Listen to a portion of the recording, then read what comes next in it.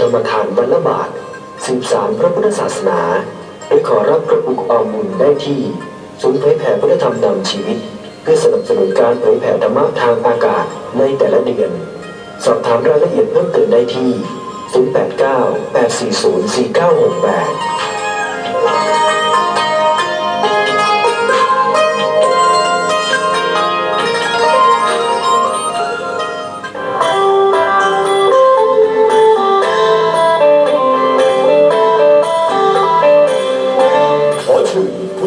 ศนิกชนท่านผู้ใจกุศลร่วมเป็นเจ้าภาพทอดกฐินสามัคคีกฐินปลอดเหล้าเผาบุญไม่ฆ่าเนื้อไม่ถือปลาเพื่อสมทบทุนสร้างมหาธาตุเจดีย์ศรีสงครามทอดถวายณวัดศรีอุดมวงศ์บ้านน้อยนาตำบลศรีสงครามอำเภอวังสะพุงจังหวัดเลยระหว่างวันที่ 7 และ 8 พฤศจิกายน พุทธศักราช 2569 กำหนดการ7 พฤศจิกายน 9 นาฬิกาตั้งองค์กฐินเปิดรับกองบุญจากพุทธศาสนิกชนทั่วทุกสารทิศ 13 นาฬิการัฟังพระธรรมเทศนากันแรกจนถึง 17 นาฬิกาพระสงฆ์เจริญพระพุทธมนต์สมโภชองค์กฐินผู้จะร่วมรับฟังเทศสอดแจ้งลงทะเบียนรับบัตรฟังเทศสอดแจ้ง 18 นาฬิการัฟังพระธรรมเทศนาจากครูบาอาจารย์ทั่วฟ้าเมืองไทยฟังเทศสอดแจ้ง5 นาฬิกา 30 นาทีจับสลากรับรางวัลสำหรับผู้ร่วมฟังเทศสอดแจ้ง6 นาฬิกานำบัตรฟังเทศรับรางวัลจากผู้สนับสนุนท่านละ220 บาท8 พฤศจิกายน 7 นาฬิกา 30 นาทีทำบุญใส่บาตรพระสงฆ์ผู้ใหญ่ถวายพระทหารแด่พระภิกษุสงฆ์ญาติโยมร่วมรับประทานอาหารโรงทาน10 นาฬิกากราบพระสมาทานศีลร่วมทอดถวายผ้ากฐินพระสงฆ์อุปโลกผ้ากฐินกรวดน้ำรับพรเป็นเสร็จพิธีจึงขอบอกบุญและขอเชิญชวนท่านผู้ใจกุศลร่วมจองเป็นเจ้าภาพเสาเข็มต้นละ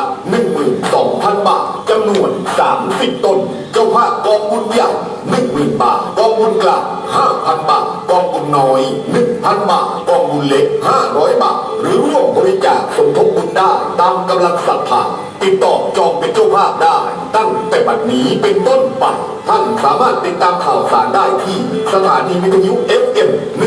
101.75 เมกะเฮิรตซ์ Facebook วัดศรีอุดมวงศ์ Official Fanpage และ YouTube วัดศรีอุดมวงศ์ Official สอบถามรายละเอียดเพิ่มเติมหรือติดต่อจองเป็นเจ้าภาพได้ที่พระครูอุดมวรานุวัฒน์089 840 4968โอนสมทบทุนได้ที่บัญชีธนาคารกรุงเทพสาขาวังสะพุงเลขที่บัญชี 416-092-1674 ชื่อบัญชีวัดศรีอุดมวงศ์ร่วมบุญวันนี้สร้างมหากุศลอันนี้ยิ่งใหญ่สืบทอดพระพุทธศาสนาให้ยั่งยืน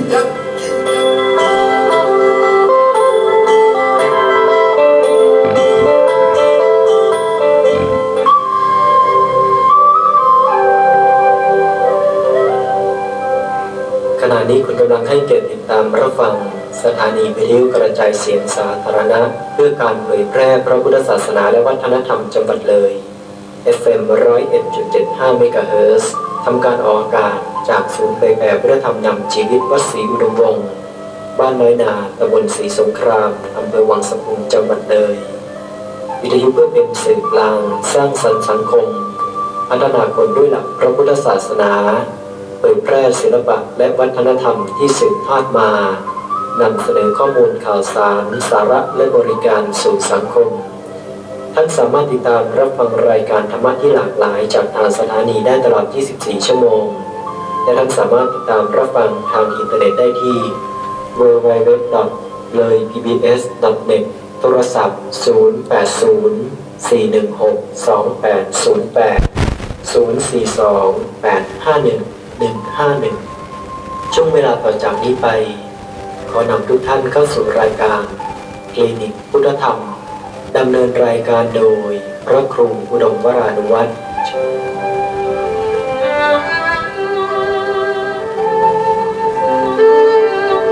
โรคทางกายใช้ยารักษาให้เจ็บป่วยไข้มีโรคภัยใช้ยาแก้ อะไรช่วยดูแล หาทางแก้ลองเข้ามาคลินิกพุทธธรรม จะแจกจ่ายธรรมะให้ถูกโรค จะทุกโศกเศร้าส้อยและหงอยเหงา หมดปัญหาเมื่อหมุนมาหาคลื่นเรา เชิญท่านเข้าสู่คลินิกพุทธธรรม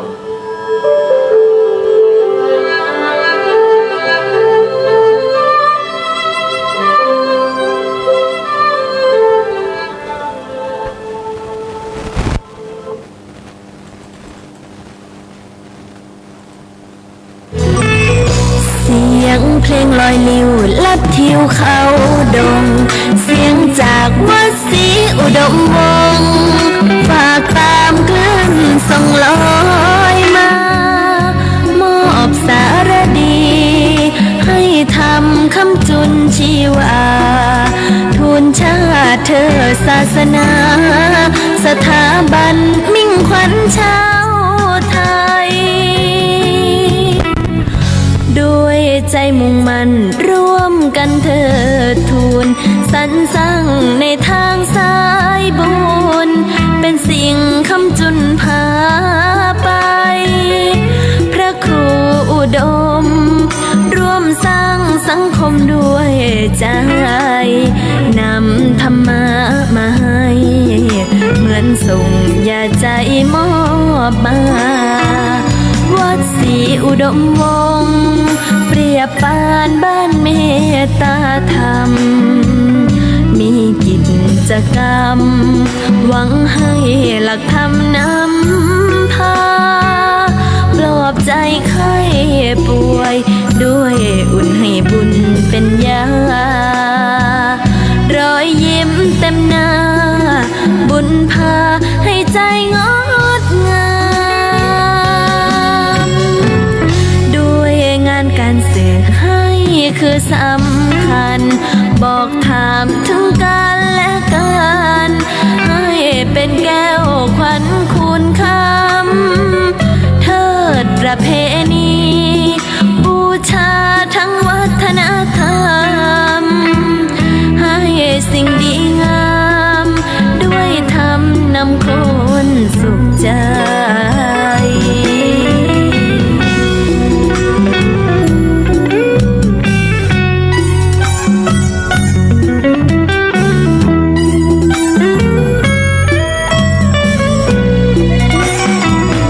วัดศรีอุดมวงศ์เปรียบปานบ้านเมตตาธรรม มีกิจกรรม หวังให้หลักธรรมนำพา ปลอบใจไข้ป่วย ด้วยอุ่นให้บุญเป็นยารอยยิ้มเต็มหน้า บุญพาให้ใจงดงามด้วยงานการสื่อให้คือสำคัญ บอกถามถึงกันและกันให้เป็นแก้วขวัญคุณคำเทิดประเพณีบูชาทั้งวัฒนธรรม ให้สิ่งดีงามด้วยธรรมนำคนสุขใจ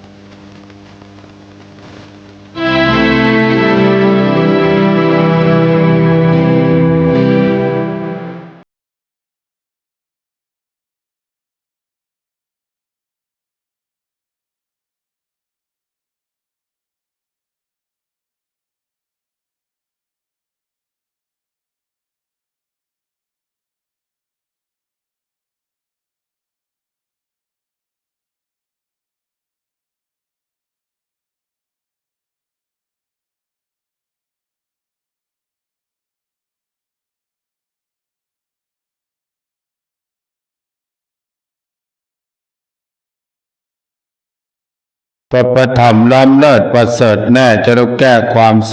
วยทุกอย่างลดที่ใจดวงใจใสสะอาดอย่าเลิกล้างห่างวัดหัดฟังธรรมขอน้อมต่อพระรัตนตรัยกราบคารวะพระมหาเถรานุเถระทุกรูปทุกวัดด้วยความเคารพอย่างสูงยิ่งขอความสุขความเจริญจงบังเกิดขึ้นมีแต่เราญาติโยมสาธุชนคนดีทั้งหลายด้วยกันทุกท่านทุกคนณโอกาสนี้ในค่ำของคืนวันนี้เป็นค่ำของคืนวันศุกร์ที่21เดือนสิงหาคมขึ้น8ค่ำเดือน9ปีมะเมียพุทธศักราช2569ได้เว้นมาบรรจบครบรอบอีกวาระหนึ่งซึ่งในวันนี้ในเวลา3 ทุ่มกับ18 นาที3 ทุ่ม18 นาทีด้วยกันกับรายการ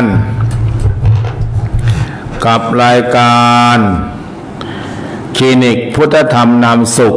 รายการคลินิกพุทธธรรมนำสุขจากทางสถานี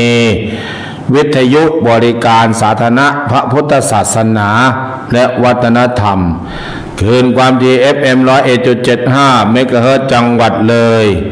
ลิงก์สัญญาณผ่านอินเทอร์เน็ตเว็บไซต์ไปทางเสียงธรรมจากถ้ำผาหม้อ FM 96.50 เมกะเฮิรตซ์วัดป่าจริยธรรมถ้ำผาหม้อตำบลนาดอกคำอำเภอนาเรื่องจังหวัดเลยติดตามรับฟังทางวิทยุออนไลน์ระบบ Android Play Store ก็ดังไกลไปทั่วโลกโหลดไว้ที่หน้าจอโทรศัพท์มีเปิดได้24ชั่วโมงเปิดได้ทุกวันทุกคืนไม่ซ้ำเพราะว่ามันเป็นวิทยุแอปวิทยุออนไลน์ดังไกลไปทั่วโลกติดตามรับฟังทาง Facebook Live ธรรมะอาการิโกวัดศรีนวงศ์ธรรมะอาการิโกวัดศรีนวงศ์ติดตามรับฟังทางช่อง Facebook Live สมบัติมุนนาภาพดีอยู่แต่เสียงอาจจะไม่ค่อยชัดติดตามรับฟังทางช่อง YouTube Channel คลินิกพุทธธรรมช่องคลินิกพุทธธรรมโดยพระครูดมวรานุวัฒน์คลินิกพุทธธรรมโดยพระครูดมวรานุวัฒน์กดไลค์กดแชร์เป็นตาพานบุญนะแม่สมหญิงมีชื่อโยมหลายคนเสียงดีช่อง YouTube นี่เสียงดีภาพคมชัด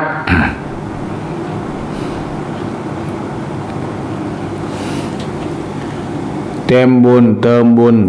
ฟังจากนาวังเจ้าข้าโมทนาเนาะฟังจากไหนก็แจ้งนิดนึงจากกรุงเทพก็แจ้งจากกทมจากหนองบัวลำพูจากเมืองเลยจากภูเรือจากสลาไม่ออกจำศีลเนี่ยหารถพวกข่าวประชาธิปไตยแล้วก็ขึ้นธรรมจักรวัดภูจวงขึ้นธรรมจักรวัดภูจวงแล้วก็ขึ้นสาธุเรดิโอขึ้นธรรมจักรวัดไผ่ลุงงัวขึ้นธรรมจักรแถวด่านช้างอำเภอด่านช้างขึ้นธรรมจักรนู่นพนมทวนจังหวัดกาญจนบุรีขึ้นธรรมจักรแถวประจวบคีรีขันธ์บางสะพานน้อยบางสะพานใหญ่ขึ้นวัดทางสายแล้วก็อีกขึ้นหนึ่งขึ้น90แถวทับแก ออกาศจากอาคารมูลที่พุทธธรรมนำชีวิตวัดศรีนวงศ์บ้านน้อยนาตำบลศรีสงครามอำเภอวังสะพุงจังหวัดเลยหมายเลขโทรศัพท์มีหมายเลขเดียว093 085 1122อีกครั้งหนึ่งกำลังไปหยิบปากกา093 085 1122 ID ไลน์ก็อันนี้แหละใครจะโทรทางไลน์ก็093 085 1122อยากจะมาไปเอาสมุดกันนะโยมแป๊บหนึ่ง อาจารย์สรายุทธบุญเกตรับชมอยู่จากอู่ทอง สุพรรณบุรีครับ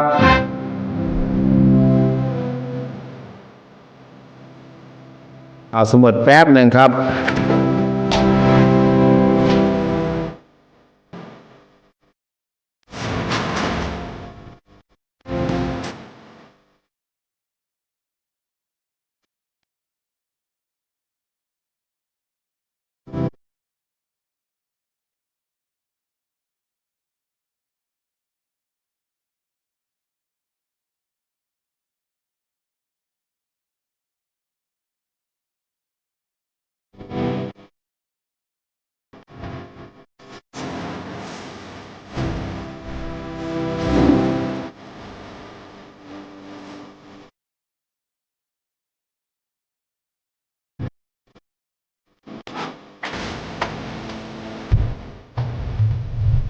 ฮัลโหลโปกข่าวประชาสัมพันธ์ข่าวสารงาน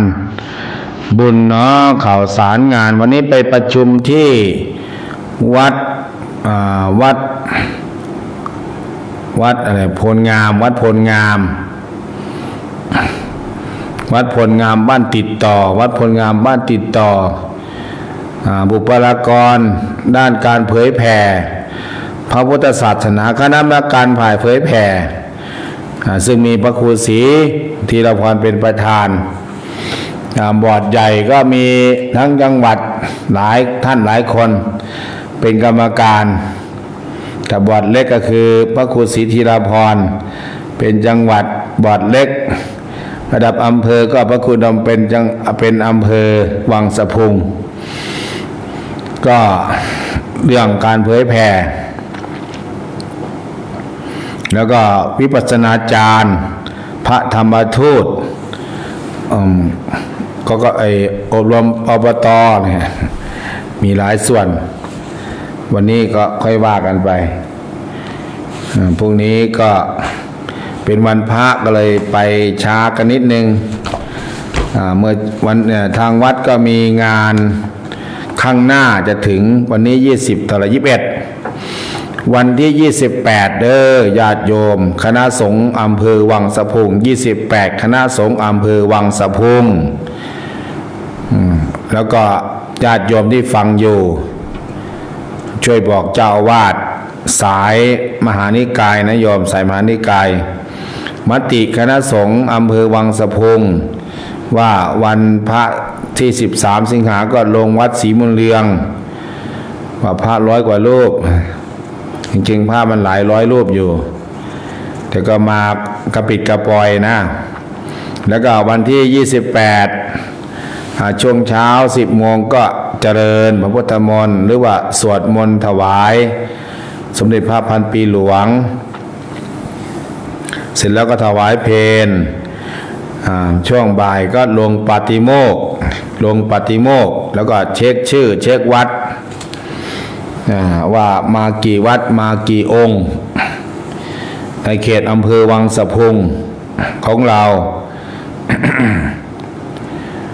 แล้วก็ต้องขอความอนุเคราะห์สงเคราะห์ขอความอนุเคราะห์ศรัทธาญาติโยม ร่วมกันเป็นเจ้าภาพก๋วยเตี๋ยวภัตตาหารเตี๋ยวภัตตาหารกล่องข้าวกล่องมีแม่อะไรทำบุญวันเกิดเด็กชายนะชินาทานิดพัดนะคงทนป่ะหลานยายป่ะรู้นี่ของไม่มีป่ะของเก่ามั้งเนี่ยเมลอราประเสริฐร่วมทำบุญพระลงปาฏิโมกข์วันพระหน้าวันข้าวประดับดินเลยนะวันพระหน้าได้ยอมข้าวประดับดินด้วยแล้วก็ช่วยข้าวภัตตาหารกล่อง500 บาทโมทนาสาธุอันนี้งานเร่งด่วนวันที่28จะถึงนี้อาทิตย์หน้าหรือว่าเสาร์หน้า วันพระหน้าคณะสงฆ์อำเภอวังสะพุง10 ตำบลรวมคณะสงฆ์ที่เป็นฝ่ายคณะสงฆ์ก็คือ20 กว่าตำบลวัด140 กว่าวัดก็มาลงปฏิโมกข์สามัคคีแล้วก็มาครั้งหนึ่งให้ได้ยิงปืนนัดเดียวได้นกหลายตัวแล้วก็พาญาติโยมแม่ขาวมาด้วยแล้วก็อาจจะมีการก็เรียกว่าธรรมสัญจรฟังธรรมสัก1 กันแล้วก็สวดด้วยอะไรด้วยแล้วก็ฉันเพลแล้วก็ลงปฏิโมกข์พร้อมก็คือไหนๆมาแล้วเพื่อเป็นงานของคณะสงฆ์จังหวัดเลยของเราแล้วก็บุญวันที่5วันที่6อาตมาจะไปศรีสะเกษวัดเนินกุดโลมใครจะไปนำใครจะไปด้วยแจ้งเด้อวัดอาจารย์ลาวีวันที่3ก็น่าจะเป็นวัดอาจารย์มหาสมปองวันที่3กันยาวันคล้ายวันเกิดส่วนวันที่7นี่วันจันทร์ที่7ภูกระดึงหมู่บ้านรักษาศีล 5หมู่บ้านรักษาศีล 5พี่น้องญาติโยมชาวอำเภอภูกระดึงฟังได้ไหมโยมอย่าลืมไปเด้อทางอื่นก็ข้าวหม้อแกงหม้อไปสมทบกันเลี้ยงคนเลี้ยงพระหมู่บ้านรักษาศีล 5เขาจัดที่อุทยานแห่งชาติภูกระดึงจัดที่อาคารสถานที่ภูแห่งเรียกว่าอุทยานแห่งชาติภูกระดึงเด้อสถานที่ที่จอดรถจอดเรือของฝากของต้อนกาแฟเพียบซื้อเอา เพราะฉะนั้นก็ญาติโยมญาติธรรมก็ภูกระดึงวันที่7ปีที่แล้วก็วัดป่าจะได้ทำถ้ำผาหม้อพระครูจะได้สารธรรมพันอยู่ปีนี้ก็ภูกระดึงปีต่อไปรู้ที่ไหนก็ว่ากันไปเรียกว่าโครงการหมู่บ้านรักษาศีล 5แล้วก็วันที่17ทอดเทียนเที่ยววัดทำบุญเฉลิมพระเกียรติวัดดีห้องน้ำสะอาดในเขตเทศบาลเมืองเลยในเขตเทศบาลวังสะพุงและนอกเขตอีก2 วัดเขตตำบลวังสะพุงเทศบาลวังสะพุงแล้วก็เขตนอกเขตติดต่อกันอีก2 วัดเป็น10 วัดไปเที่ยววัดทำบุญเด้อที่วันที่17นะโยมนะ17วันธรรมดาแล้วก็วันที่19โครงการที่วัดทำบุญเฉลิมพระเกียรติธรรมสัญจรสั้นๆแต่ละวัดนี่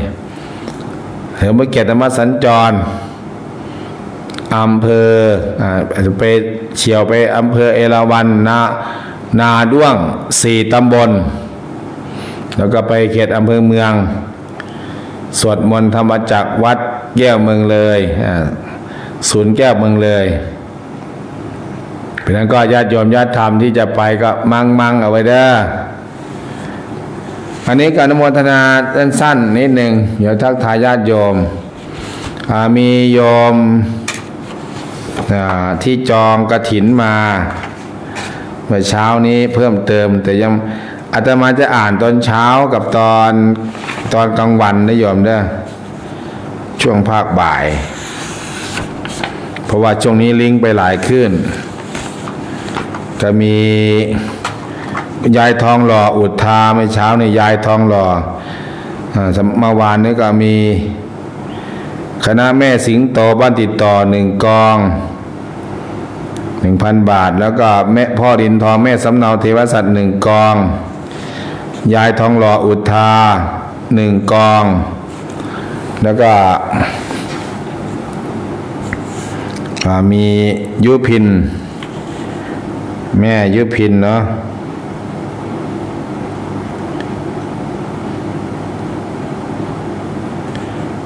ยุพิน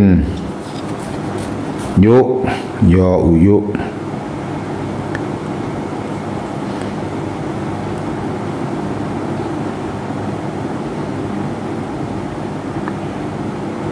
ยุพินลิ้มเจริญ10,000 บาท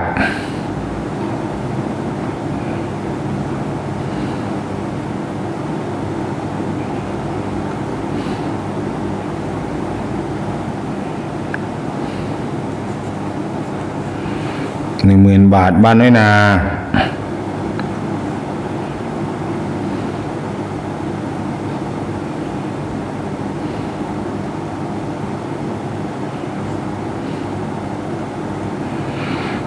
พร้อมครอบครัวยุพินลิ้มเจริญ10,000 บาทเพิ่นจองไว้บอกอาตมาตั้งนานอาตมาลืม ขออภัยเด้อโยมยุพินลิ้มเจริญลูกหลาน10,000 บาทเป็นจองประจำเหมือนเดิมพระอาจารย์นะแล้วก็ไม่เช้านิยมไม่รู้อย่าวันนี้ไปถามใหม่พรุ่งนี้ก็อย่าลืมใส่บาตรนะโยมเด้อน้อยนาบุ๋งบ่มุสไลลอตเตอรี่ตลาดลอตเตอรี่เด้อตักบาตรวันอาทิตย์อันนี้อาตมาต้องการผู้สนับสนุนการฟังธรรมเนี่ยเป็นตัวอย่างกับหลายๆที่นะเขาก็สงสัยวันนี้นุสนโยมนุสน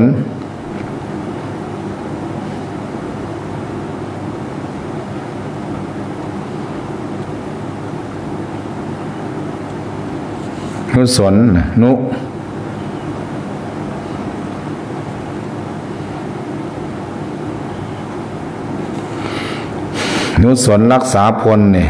400 บาทสนับสนุนคนฟังธรรมโยมนุสนผู้ชำนาญการสำนักงานพุทธจังหวัดเลยสนับสนุนคนฟังธรรม400 บาท2 คนโมทนาสาธุโมทนาสาธุก็มีใครบ้างมีพระครูดมอนุวัตร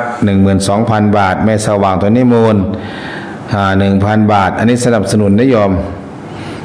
แม่ประนอมประชุม 1,000 บาทพ่อคุณตาพุทธแม่เรียนบุญเกต 1,000 บาทแม่ใบศรีศึกษา 1,000 บาทแม่บุญศรี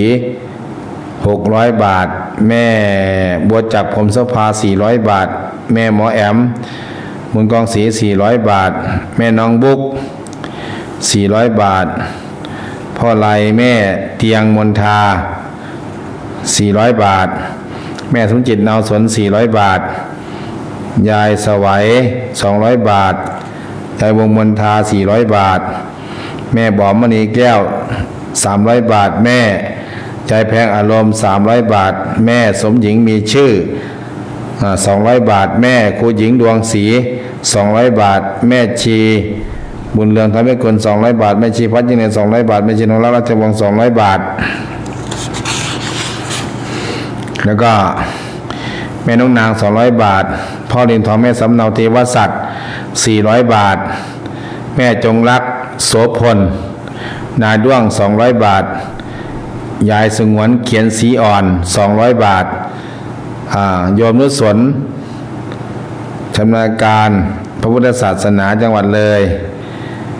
โยมนุสนรักษาพล400 บาทโมทนาสาธุใครจะเพิ่มเติมสนับสนุนคนฟังธรรมสนามมวยยังแจกแอนตาซินเนาะสนามรถสนามแข่งสนามบาสสนามบอลสนามกีฬายังมีผู้สนับสนุนแต่คนมาฟังเทศฟังธรรมจะไม่มีคนสนับสนุนบ้างหรือเชียวหรืออนุโมทนากับญาติโยมทางไกลเด้อวันนี้เป็นวันธรรมสวนะเป็นวันพระญาติโยมหลายส่วนก็ไปจำศีลอุโบสถศีล8บุตรศีลอิมันจะรัตติงอิมันจะทิวสังสัมมะเทวะอเวลกิตุงสมาธิยามิข้าพเจ้าขอสมาทานเอาซึ่งอุโบสถพุทธบัญญัติอันประกอบไปด้วยโอ8ประการดังที่ได้สมาทานมาแล้วนี้เพื่อจะรักษาไว้ดีไม่ให้ขาดไม่ให้ทำลายตลอดวันหนึ่งกับคืนหนึ่งณเวลาวันนี้นะ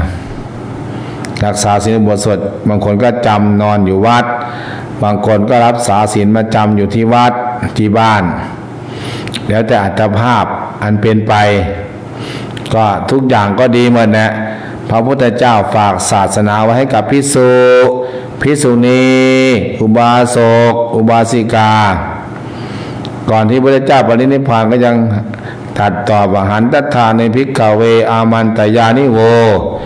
ดูก่อนภิกษุทั้งหลายคำหัดดีทั้งหลายวายธรรมาสังขาราสังขารทั้งหลายไม่เที่ยงหนอเมื่อสังขารไม่เที่ยงเราก็ต้องหมั่นสร้างคุณงามความดีหมั่นให้ทานหมั่นรักษาศีลหมั่นภาวนาเนี่ย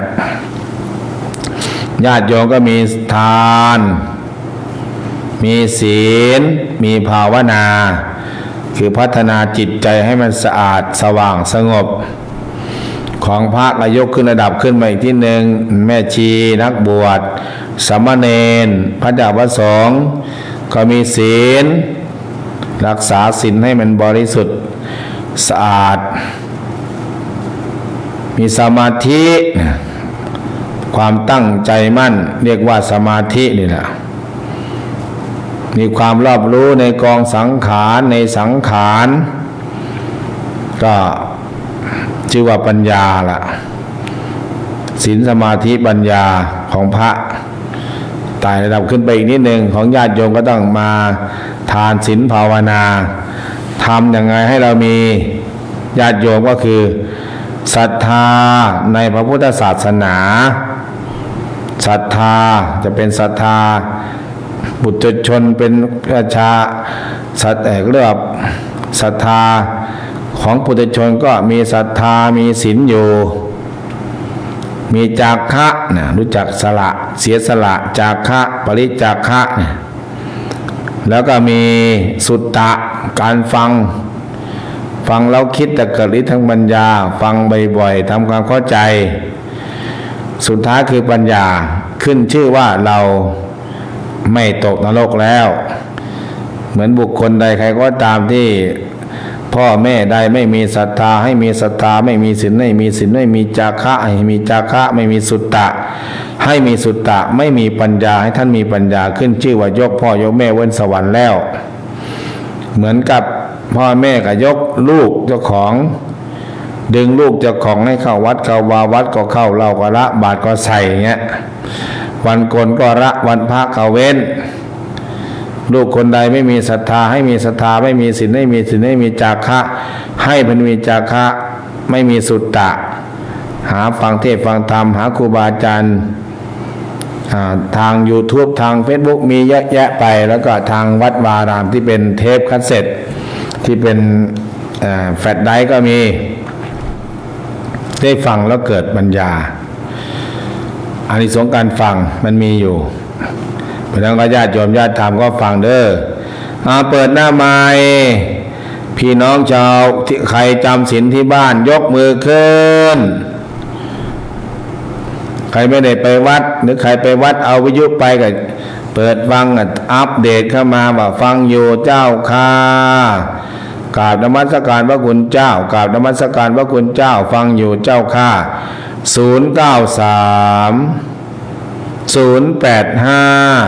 1122อัปเดตบุญแจ้งผลฟังญาติโยมอัปเดตบุญแจ้งผลฟัง093 085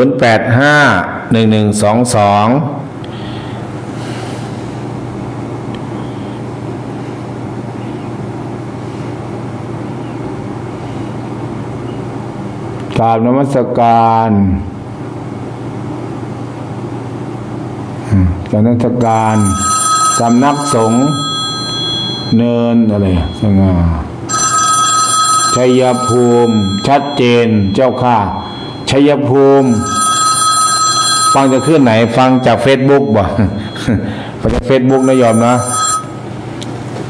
แม่ทองไกแก่นหามูลมาสการเจ้าค่ะฟังอยู่สินหน่อยว่าได้ไปเข้าเจ้าค่ะฟังอยู่บ้านเจ้าค่ะชิ้นหน่อยชิ้นใหญ่พร้อมเนาะ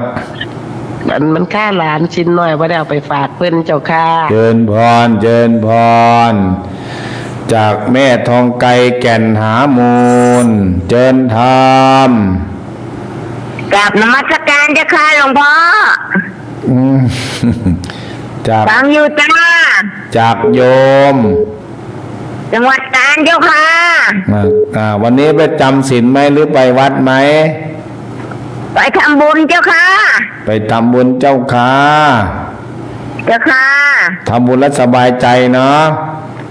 จ้าสบายใจเจ้าค่ะ โอ้ได้ฟังแล้วสบายใจ เจ้าค่ะ นอนหลับ แล้ แล้ว ว ก็สวดมนต์ก่อนนอนเจ้าค่ะ สวดมนต์ก่อนนอนนั่งสมาธิแผ่เมตตาพร้อม เจ้าค่ะ บุญรักษาบุญรักษา รออยู่เจ้าค่ะ จะหลับแลไม่หลับแลเจ้าค่ะ รออาจารย์เนาะรออยู่อาจารย์อยู่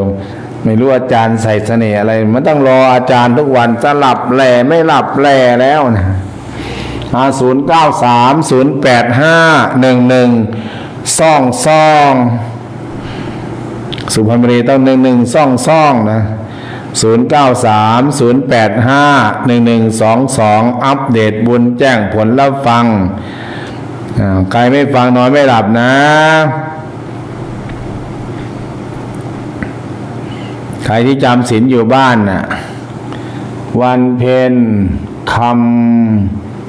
พิมาบุตรเนี่ยกราบนมัสการเจ้าข้าแม่อนงนิจสารทูไม่ต้องผูกกระแตเดินธรรม นมัสการเจ้าค่ะ จาก ส่วนแตงค่ะ สาวสวนสาวสวนแตง จ้า เมื่อเช้าไปทำบุญแล้วก็ตอนนี้ฟังอยู่ที่บ้าน ไปสวดมนต์มาเพิ่งจะมาขึ้นค่ะ สาธุสาธุบุญรักษาแข็งแรงแข็งแรง นมัสการค่ะเติมบุญเติมบุญ เติมบุญเติมบุญสาวสวนแตงเจริญธรรม กราบนมัสการหลวงพ่อเจ้าค่ะ สิงห์บุรีก็ฟังอยู่เจ้าค่ะจำศีลอยู่ที่บ้านเจ้าค่ะ โอ้จำศีลอะไรศีล5หรือศีล8 ศีล8เจ้าค่ะ ศีล8มีกี่ข้อ มี8ข้อเจ้าค่ะ ข้อที่1 ห้ามฆ่าสัตว์ ข้อเว้นจากการลักทรัพย์ ข้อ พรหมจรรย์ 3 4 งดจากการพูดโกหกพูดส่อเสียดพูดคำหยาบ ข้อ งดการดื่มสุรา 5 ข้อ งดการงดรับประทานอาหารตั้งแต่เที่ยงวันถึงพรุ่งนี้เช้า 6 เจ้าค่ะ ข้อ 7 ข้อ 8 ข้อ7งดการดูละครฟ้อนรำใช้เครื่องประดับทัศทรงใช้ของหอมรูปไล้แล้วก็ข้อที่8งดการนอนที่นอนนั่งนอนที่นอนอันสูงใหญ่ข้างในยัดนุ่นและสำลีเจ้าค่ะ โอ้เก่งเนาะมองไม่เห็นก็ยังรู้จักเนาะ สาธุสา ต้องเรี ธุ ยนให้รู้ก่อนเจ้าค่ะถึงจะรักษาได้ นี่แหละก็เราต้อง ไม่งั้นเดี๋ยวผิดเจ้าค่ะ ต้องเรียนรู้ก่อนนะ เจ้าค่ะ สาธุสาธุเนี่ยมืดมาแล้วก็สว่างไป สาธุเจ้าค่ะ คุณรักษาประทานคุ้มครอง เจ้าค่ะสาธุเจ้าค่ะ ชื่อโยมอะไรนะโยมอะไรนะ ปราณีทับทิมเจ้าค่ะ ปานีต เจ้าค่ะ ทับทิมเนาะโอ้สาธุเป็นบุคคลพิเศษนะโยมตามองไม่เห็นตั้งแต่น้อยตั้งแต่เกิดมา แต่ก็ใช้โทรศัพท์แบบเบลนะแล้วก็จำศีล8ที่บ้านโอ้นี่ก็ขอนี่ละดำเนินรอยตามเพราะว่ามืดมาแล้วก็จะสว่างไปเจริญธรรม นมัสการเจ้าค่ะหลับแล้วก็ต้องตื่นให้ได้เจ้าค่ะ หลับแล้วตื่นให้ได้เพราะอาจารย์มาแล้ว ค่ะ อย่าลืมไหว้พระสวดมนต์ก่อนนอนนะ ไหวแล้วหลับแล้วก็ตื่นแล้วเจ้าค่ะ ตื่นก็เป็นสุขหลับก็เป็นโศก เจ้าค่ะนมัสการลา บุญ เจ้าค่ะ รักษาพระธรรมคุ้มครองญาติโยมญาติธรรมน้อมกราบนมัสการพระคุณเจ้าชมอยู่อำเภอเมืองจังหวัดเลย แม่ต้งแม่สิงโต กราบนมัสการพระคุณเจ้าเจ้าค่ะติดต่อเมืองเลยก็ฟังอยู่กราบนมัสการเจ้าค่ะ ติดต่อเมืองเลยก็ฟังอยู่บอกยายเนี่ยบอกยายแล้วตำส้มนี่โอ้สุดยอด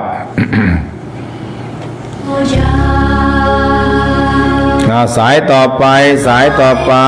จากสุพรรณบุรีอู่ทองป่ะ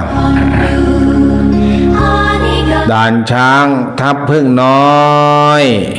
ไปจำศีลบ่าทับพึ่งน้อยเนี่ยใครนอนติดเตียงอยู่ก็โทรมาเด้อ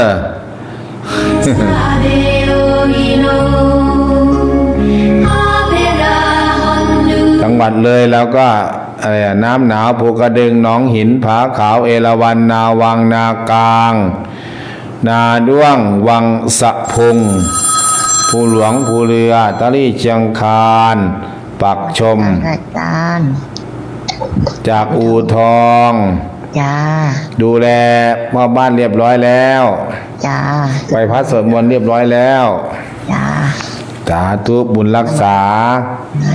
พระธรรมคุ้มครองนี่นะตื่นก็เป็นสุขหลับก็เป็นสุขเด้อโยมเด้อเนี่ยทำดีแล้วทำหน้าที่ธรรมะคือหน้าที่ธรรมะคือคุณากรธรรมะคือธรรมชาติธรรมะคือธรรมชาติในการเป็น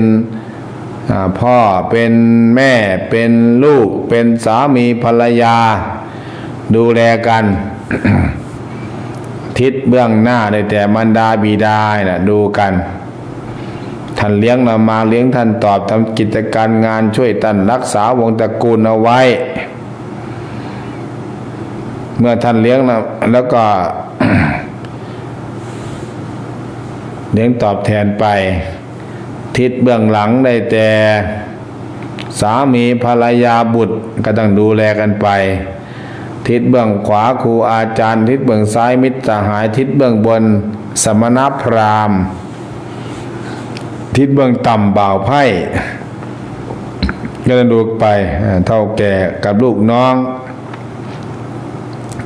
ก็เท่าแก่ก็ต้องดูแลกันไปเพราะฉะนั้นก็ถือว่าเป็นหน้าที่ถ้าใครปฏิบัติได้ก็คือมีธรรมะอยู่ในหัวใจดูแลแบบมีคุณธรรมแม่สุภาพวงรักษาเจ้าค่าสายต่อไปเหลือเวลานิดหน่อยญาติโยมเหลือเวลานิดหน่อยการทรมานคือการรอคอยก็อย่างนั้นแม้แต่รอคอยหน่อยการทอยก็ทรมานคุณยายนั้นอยู่ไหนเนาะคุณยายเมื่อวานที่หลับไปแล้วว่าฉันยายบางเลนนะอยู่บางเลนฟังจากวัดไผ่โลงัวเนี่ยขึ้นธรรมจักรขึ้นพูดจวงไปไหนขึ้นพูดจวงลิงสัญญาณไปเนาะวันเนี้ยอุทัยธานีแม่อรวรรณสิงโตทองคุณยายข้างวัดหน้าวัดพูดจวงฝนตกเป็นไงเนาะก็ต้องส่งกำลังใจให้กับพี่น้องญาติโยมชาวจังหวัดน่านน้ำลดเร็วๆไวๆแล้วก็ทำความสะอาดดูแลกันไปเพราะว่าช่วงนี้ก็ประสบการณ์เจ้าหน้าที่ของรัฐน่าจะมีประสบการณ์ไม่ต้องพึ่งพาอาศัยกู้ชีพกู้ภัยเอกชนเยอะเรื่องเขาเป็นกิจอาสาแต่ก็คือหน่วยของรัฐเนี่ยต้องมีเครื่องไม้เครื่องมือเครื่องจักรอันใหญ่ดูแลบำบัดทุกข์บำรุงสุขก็เรียกว่าชาวบ้านชาวเมืองแต่ละจังหวัดก็ต้องมีจังหวัดเลยก็มีอยู่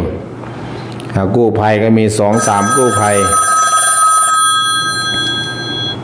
เจิญธรรม กราบนมัสการเจ้าค่ะจากแม่ตัวตุนนาวัว อำเภอวังสะพุงจังหวัดเลย ไปไหว้พระ ช มาม หรือ อยู่ เปล่า ฟังอยู่เจ้าค่ะ ไปไหว้พระมาไหมหรืออยู่บ้าน วันนี้ไม่ได้ไปเจ้าค่ะแต่ไปทอดเทียนกับวัดจอดแก้วเจ้าค่ะ ไปทอดที่ไหนล่ะ ทอดเทียน ไปทอดที่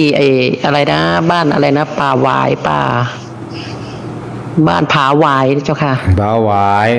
เจ้าค่ะ หนองหิน ทางหนองหินไปนู่นเจ้าค่ะ อืม ไปวัดเดียวไปเยี่ยม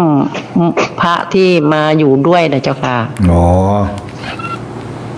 เลยเอาต้นเงินไปกับเทียนไปเจ้าค่ะ วัดเดียว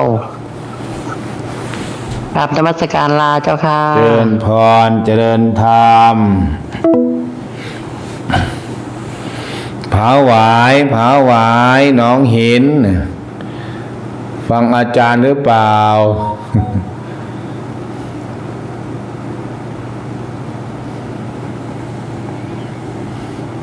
ผาหวายหนองหินเนาะบุญมากแบกบุญเพราะว่าบุญมากแบกบุญนี่ไปกรีดยางบ่เนาะหรือไปจำศีลเนาะบุญมากแบกบุญเนี่ยไปจำศีลหรือเปล่า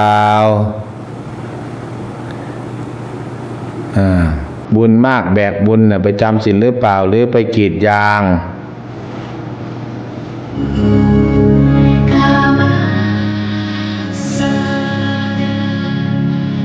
ตะวันถามหา2-3 วันแม่บุญศรีทวิลาจำวัด ค่ะกราบนมัสการเจ้าค่ะได้มาจำวัดมื้อนี้ได้14 คนอยู่เจ้าค่ะ โอ้14 คนหลายโย มีฝ่ายชายเหรอเด้พ่อครู มีฝ่ายชายแล้ว มีฝ่ายชายพูดทำสงฆ์ก็ดี3,000นอเจ้าค่ะ ดี เจ้าค่ะ ยังหนมอยู่เจ้าค่ะ ดีแล้วล่ะ เจ้าค่ะ เจิญ นมัสการ เจิญพรมีฝ่ายชายจะได้ดูแลวัดวารามประเคนข้าวประเคนของเนี่ยหลวงพ่อก็หาดึงโยมผู้ชายเข้ามาจำวัดจำวาได้ดีอยู่อนุโมทนาสาธุ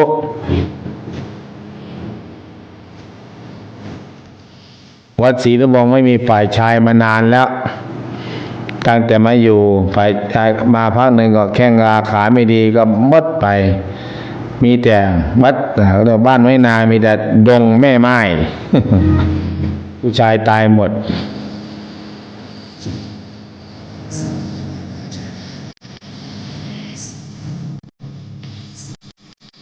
ผู้หญิงก็ทำหน้าที่ได้อย่างดีญาติโยมเพราะว่าภิกษุณีอุบาสกก็คือโยมผู้ชายอุบาสิกาคือโยมผู้หญิงก็ดูแลเรื่องเรียกว่าปัจจัย4เจริญธรรม กับนมัสการพระอาจารย์เจ้าค่ะโยมก็ฟังอยู่จากบ้านมีลพบุรีเจ้าค่ะเติมบุญเจ้าค่ะกับนมัสการลาเจ้าค่ะ ทำไรมาเนี่ยไหว้พระสวดมนต์มาไม่ใช่ป่ะ ไหว้พระสวดมนต์แล้วเจ้าค่ะ โอ้มาดึกเนาะสาธุบุญรักษา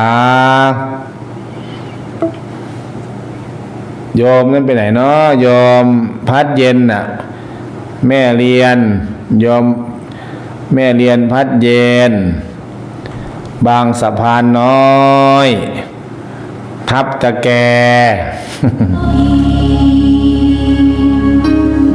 ช่วงนี้วันพระญาติโยมที่เป็นสายบุญสายวัดส่วนมากจะไปจำศีลอุโบสถกันกับอนุโมทนา แต่คนที่ไม่ได้ไปจำศีลก็เยอะแยะไปเยอะแยะเหมือนกับขนงวยล่ะแต่เขาไม่ได้สนใจฟังเนี่ยไม่ได้ฟังไม่ค่อยได้ฟังแต่ก็อาจต่อไปอาจจะได้ฟังถ้าไม่ได้ฟังอาจจะได้ฟังตอนสุดท้ายนะพนเข้าวัดเองกับมีคนจูงเข้าอันนี้ดีประการแบบนี้พนมมือไหว้พระเองกับมีคนจับมือพนมมืออันนี้ดีประการเจริญธรรม ขอนมัสการเจ้าค่ะพระคุณเจ้าแม่สมบ้านอย่างเดียว สมจิตอย่างเดียว เมื่อว่าได้ไปจำวัดเจ้าค่ะพระอาจารย์กำลังไปสวดมนต์มาเจ้าค่ะไปสวดมนต์แล้วก็กลับมาเจ้าค่ะ มีพระจำอยู่กี่รูป มีรูปเดียวเจ้าค่ะ อ๋อ สองเจ้าค่ะอาจารย์ ฮะ สองรูป 2 บัต รู รอ ป ภิราชบำรุงเจ้าค่ะ อ๋ออภิราชเนาะ เจ้าค่ะ อภิราชบำรุงมีกี่องค์ล่ะ มี2 องค์เจ้าค่ะ ก็อาจารย์อมรเทพ เจ้าค่ะ โอ้ กระหลอดตายอีกคนนึงเจ้าค่ะรูปนึงเจ้าค่ะ แล้วก็มีญาติโยมไปกี่คนล่ะ เมื่อนี้มี9 หนเจ้าค่ะ โอ้9 คน เจ้าค่ะ สัญญาณดังนี่ไหมอยู่ในป่าเนี่ย ดังดีอยู่เจ้าค่ะ ดังดีเนาะดูแลกันไปสาธุสาธุบุญรักษา อัปเดตบุญเจ้าค่ะ อัปเดตบุญก่อนนอนบางคนก็ไปจำศีลที่วัดแม่น้องนางน้องเจ้าไปสวดมนต์หรือเปล่า อัปเดตเข้ามาแม่น้องนางเย็บขันหมักเบ่งไปวัดบ่ ไม่ออกบางที่แถวไทยหนองบัวลำพูก็ร้องสารพันเนี่ยมาลาดวงดอกไม้มาตั้งไว้เพื่อบูชาเชิญธรรม กราบนมัสการพระคุณเจ้าเจ้าค่ะแม่น้องนางก็ฟังอยู่แม่น้องนางวังคุงจังหวัดเลยฟังอยู่เจ้าค่ะ เชิญพร พรเจ้าค่ะ แข้งลาขาดีหรือยังเนี่ย ยังไม่ดี แม่โอเป็นไงนะแม่โอไปจำศีลหรือเปล่าแม่โออ่ะ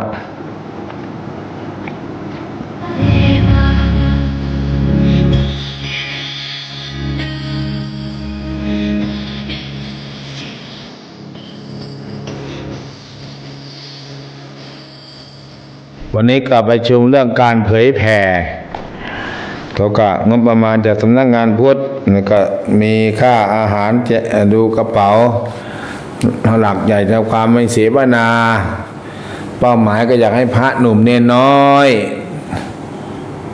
ที่ในเทศเป็นสอนสั่งเป็นอาตมาก็เก่าแล้วแหละไม่รู้จะมรณภาพเมื่อไหร่เชิญธรรม นมัสการเจ้าค่ะทับสแกค่ะทับสแกแสงอรุณ แสงอรุณทับตะแกไปไหว้พระสวดมนต์มาหรือยัง มาแล้วค่ะไปเมื่อเช้าก็ไปทำบุญตอนเย็นก็ไปไหว้ไปสวดมนต์มาค่ะ โยมจำศีลเยอะไหมทางวันน่ะ อ๋อวันนี้มีคนแค่5 คนเอง โอ้ ค่ะ 5 คนก็ ไม่ได้จำศีลกันแบบว่าแบบไปสวดมนต์เย็นกัน แล้วก็กลับมาบ้าน เจ้าค่ะ พระเพิ่นพาสวดแปลไหมเด้อไง ไม่มีพระมานำมาทำกันเองสา โอ้เก่งเนาะโยมเนาะโยมเก่งนะสวดมนต์แล้วใช้หนังสือเอา ใช่ค่ะเพราะว่าปกติอาจจะมี9 คน แต่วันนี้เขาไปธุระกันไปเหลือ โอ้ชมรมคนสวดมนต์เย็นใช่ป่ะ สวดมนต์เฉพาะวันพระตอนเย็นนะคะ วันพระตอนเย็นแล้ว จะ พระก็ทำตั้งหากเหรอ พระท่านทำของท่านแล้วอะค่ะ โอ้ไม่ได้มานำญาติโยมสวดมนต์ เปล่าเจ้าค่ะ โอ้ไม่เหมือนที่วัดศรีนวงศ์ถ้าเกิดพระก็จะรอโยมสวดพร้อมกัน นี่ก็สวดของพระท่านก็ลงโบสถ์กันเสร็จก็เลยทำกันตรงเนี้ยพอเวลา6 โมงก็พากันไปสวดเสร็จแล้วก็พากันกลับ โอ้ดีอย่าลืมพาลูกหลานไปสวดไปเลยเด้อจะได้สืบทอดไว้ เจ้าค่ะพยายามหาคนสืบต่อไปเพราะเราอายุเยอะๆแล้ว ต่อไปอย่าวัดก็จะล้างตารางก็จะเลินเงี้ย ใช่ค่ะ ไม่มีคนสืบทอดเจตนารมณ์ เจ้าค่ะ สาธุดีแล้วสาธุอนุโมทนา สาธุเจ้าค่ะ จากทับตะแกแสงอรุณจังหวัดประจวบคีรีขันธ์ญาติโยมก็ดีแล้วสาธุอนุโมทามิ เห็นดีเห็นงามด้วยยอดโยมในฐานะอาตมาเป็นพระก็เห็นดีเห็นงาม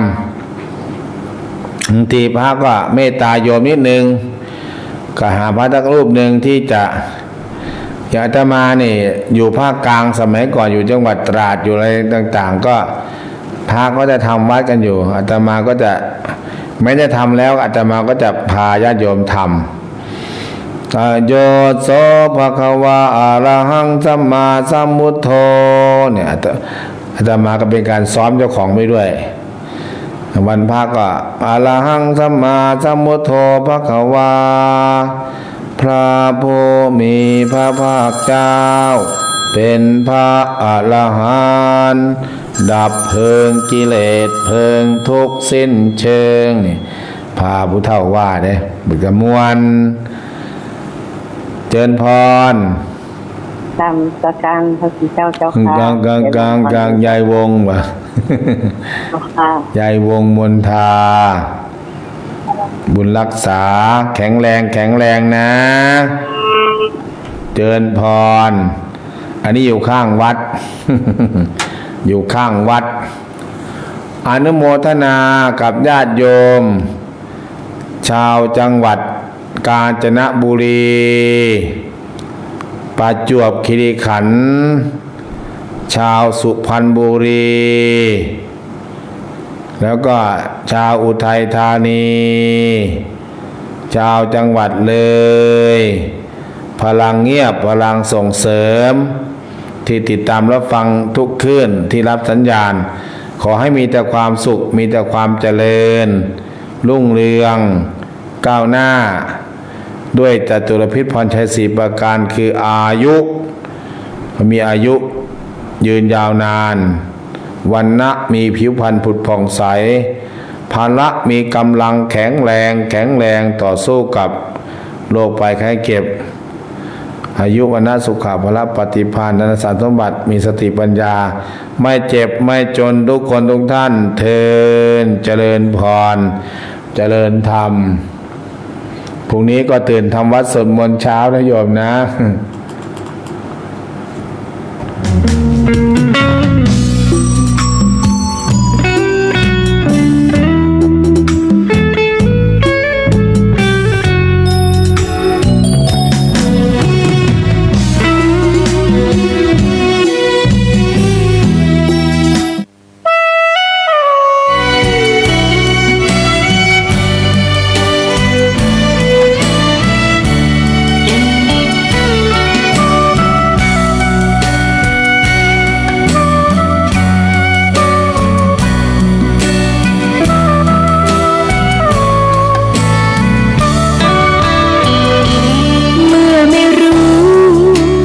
ธรรมะคืออะไรแล้วทำไมจึงไม่ศึกษาและเธอทำตนคนมองหาหลักทางมรรคและผลให้เจอท่องจำทำอยู่เสมอจะรู้ว่าเจอสวรรค์ยิ่งนานวันยิ่งเห็นสวรรค์ในใจยิ่งรู้ยิ่งใช่ยิ่งใกล้ยิ่งอัศจรรย์เมื่อธรรมะซึมสู่ใจทุกใดๆก็หายไปพลันจะมีแต่สุขเท่านั้น